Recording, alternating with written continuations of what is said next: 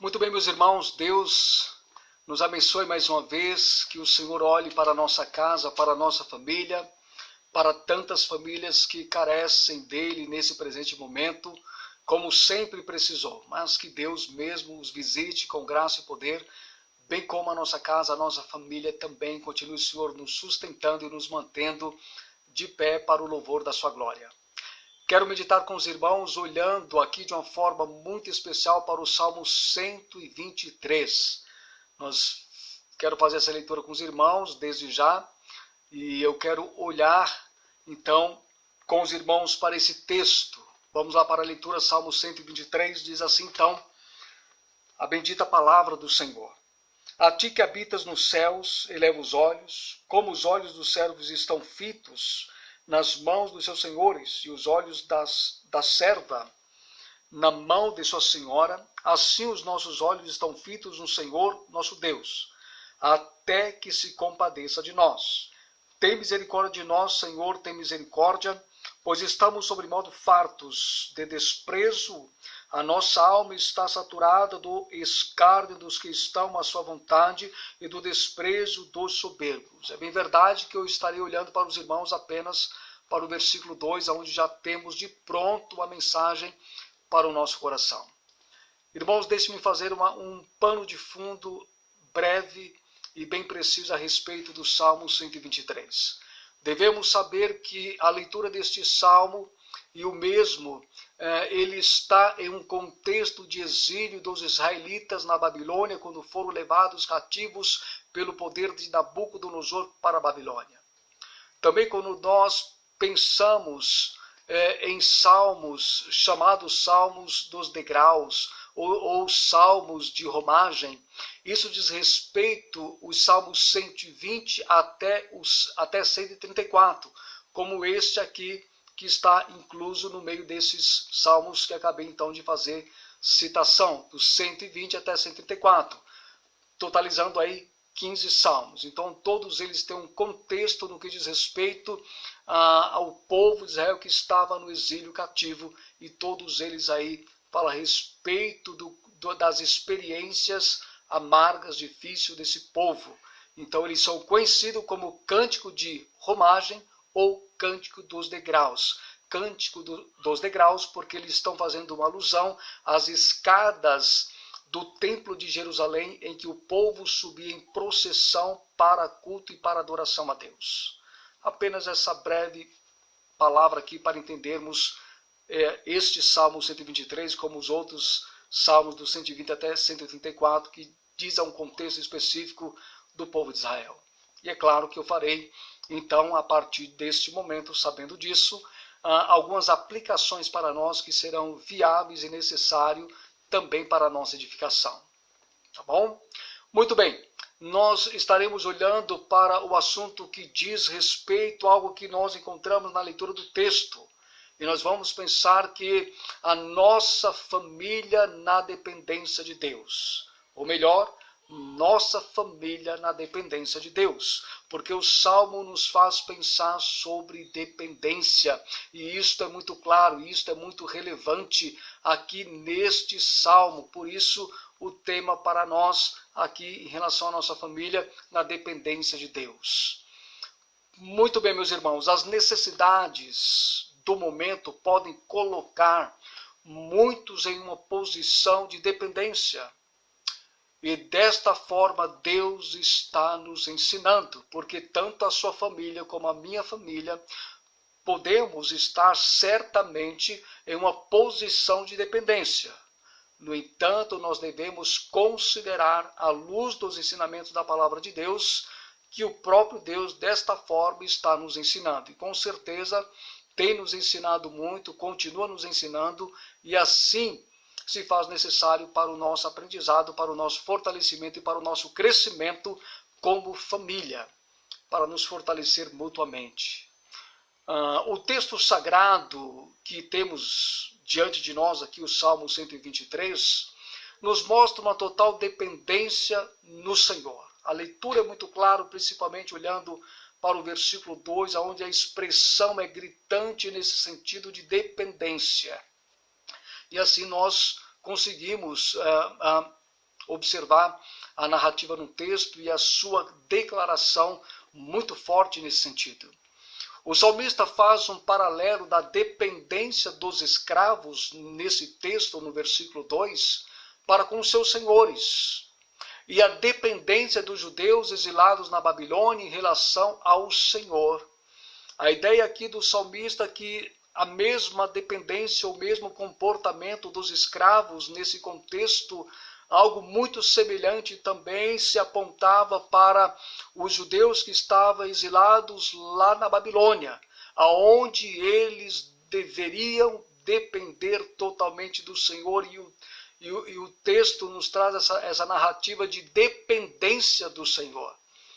E assim nós compreendemos, porque lemos, encontramos essa expressão no texto, todo o texto nos mostra isso, mas em particular aqui fazendo esse comparativo, né, em que o salmista faz no versículo 2, em relação aos escravos, aí apontando então para aqueles que estavam dependendo do Senhor lá no exílio na Babilônia.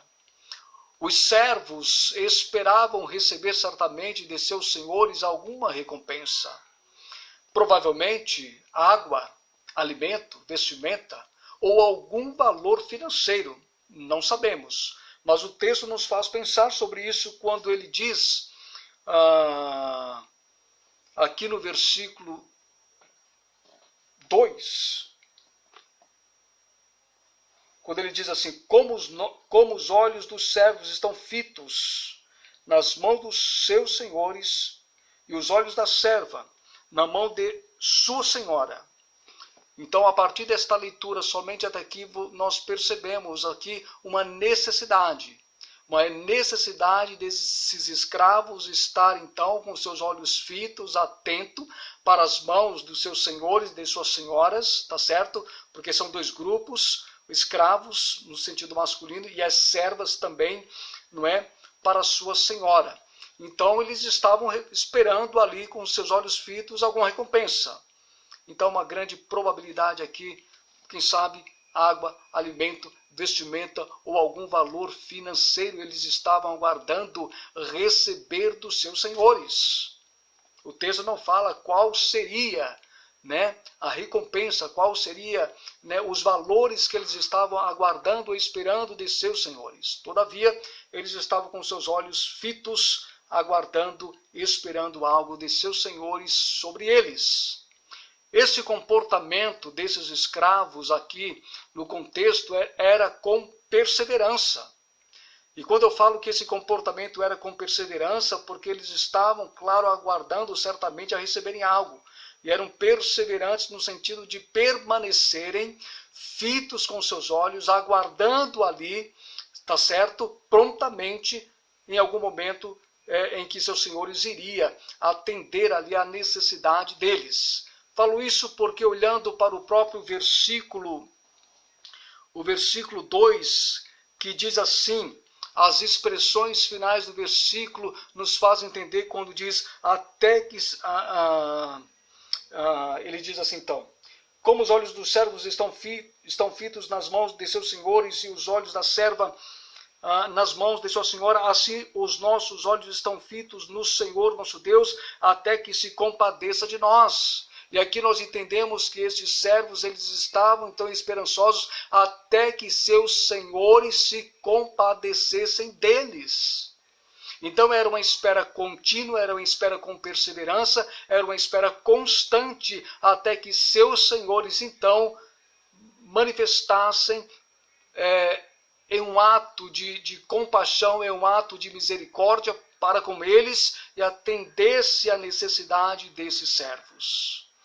Pois bem, isso pode muito bem estar estreitamente ligado com alguma necessidade desses servos nesse contexto. Agora veja bem, aplicando para nosso contexto e olhando para o contexto familiar, provavelmente, irmãos, precisamos colocar os nossos olhos, provavelmente não, certamente, precisamos colocar os nossos olhos no Senhor até que Ele se compadeça da nossa casa. Tá certo? E isso precisa ser algo constante, algo decorrente dos nossos dias. Então nós devemos certamente olhar, focar precisamente, com perseverança, continuamente os nossos olhos no Senhor. E aqui é os olhos da fé, esperando algo do Senhor, esperando que o Senhor nos socorra, esperando que o Senhor nos auxilie, esperando que o Senhor nos ajude no nosso contexto. Como esses escravos esperavam algo no seu contexto, a respeito que seus senhores pudessem assisti-los em suas necessidades, nós também esperamos algo do Senhor no nosso contexto. Isso é óbvio e isso também é saudável e sadio para todos nós, para a nossa família. Mas uma pergunta se faz necessário para todos nós. O que estamos precisando do Senhor? O texto não fala o que esses servos e servas estavam esperando receber de seus senhores. É bem verdade que o contexto do Salmo 23 está falando que o povo de Israel esperava do Senhor livramento. E eles estavam dependendo do Senhor para sair dessa posição ali na Babilônia de continuarem sendo escravos ali naquele lugar, vivendo sob jugo do poder de Nabucodonosor ali na Babilônia. Então eles estavam dependendo de Deus para que isso sucedesse, com muita perseverança. Mas em relação aos servos, e esse paralelo aqui não nos diz quais seriam as necessidades desses servos. Por isso a pergunta, ela se faz necessária para nós: o que estamos precisando do Senhor? Estamos precisando de água, de alimento, de vestimenta e calçado, de recursos financeiros, de saúde? Essas 5 declarações, elas são muito necessárias em um contexto de aflição, de necessidade e assim por diante. Mas, irmãos, se estamos precisando destas coisas, se uma dessas coisas que acabo de citar está fazendo falta para a sua família, para a minha família, como para outras famílias, nós devemos ter, irmãos, a consciência e a convicção de que a nossa dependência está em Deus e vem de Deus, e é Ele que vai suprir todas as nossas necessidades em qualquer área em que nós estamos necessitando nesse momento para a nossa boa sobrevivência. Essa é a nossa esperança, é a nossa certeza em que nós devemos continuar com os nossos olhos fitos no Senhor, porque se estamos precisando do Senhor, água, alimento, vestimenta, calçado, recursos financeiros, saúde e etc., a nossa dependência tem que estar no Senhor e não no homem. É o Senhor que suprirá as nossas necessidades segundo o poder das suas mãos, segundo a sua graça, segundo a sua bondade e misericórdia. É Ele que nos supre, é Ele que nos visita, é Ele que vem nos saciar, literalmente, com todas as nossas necessidades em que estamos experimentando, passando no momento oportuno. Deus sabe e conhece muito bem todas as nossas necessidades. Meus amados, provavelmente nossa família e outras estejam precisando de todas essas coisas que acabei de citar agora há pouco. E se estamos precisando de todas estas coisas ou de outras coisas mesmo que não foram mencionadas aqui, mas elas estão no seu coração, elas estão no seu pensamento, então nós só nos resta fazer aquilo que também é feito no texto. Olhando para o texto, nós vamos perceber o que devemos fazer. Devemos fazer o que diz as últimas palavras do versículo 4, do versículo 2, quando ele diz assim para nós: no Senhor nosso Deus, até que se compadeça de nós. Ou um pouquinho antes ele diz assim: assim os nossos olhos estão fitos no Senhor nosso Deus, até que se compadeça de nós. Assim deve estar os nossos olhos, os nossos corações. Assim os nossos olhos atentam para o Senhor nosso Deus. Nós devemos nos atentar para o Senhor, é dele que vem o nosso socorro, é dele que vem o nosso auxílio, é dele que vem o nosso suprimento, é ele que abre as janelas dos céus para nos abençoar. É esta palavra que tem para o nosso coração, para a nossa família, a qual deve depender do Senhor e somente do Senhor. E essas expressões do texto, das últimas palavras do versículo, assim os nossos olhos atentam para o Senhor nosso Deus. Isto fala de depender do Senhor, literalmente, de esperar no Senhor, confiar constantemente no Senhor, crer que o Senhor conhece as nossas necessidades todas, da nossa casa, da nossa família, crer que o Senhor, nosso Deus, é quem supre nossas necessidades literalmente. Então nós podemos expressar realmente, meus amados, olhando para esse texto sagrado e entendermos que o que devemos fazer é justamente isso que fizeram esses servos. Assim os nossos olhos estão fitos no Senhor nosso Deus. E isso deve ser constantemente e para a glória de Deus. Por fim, devemos ser perseverantes. De que forma? O texto diz: até que se compadeça de nós, até que se compadeça da nossa casa, do nosso lar, da nossa família, dos membros da nossa família. Irmãos, isto aqui é muito relevante para todos nós, e isto requer perseverança de todos nós em uma situação que foge do nosso controle. Em uma situação que fugia do controle do povo de Israel, que fugia do controle do paralelo que é feito desses escravos com o povo de Israel. E aí nós devemos, claro, como nesse texto o pensamento é de dependência do Senhor, também no nosso contexto deve ser de dependência do Senhor.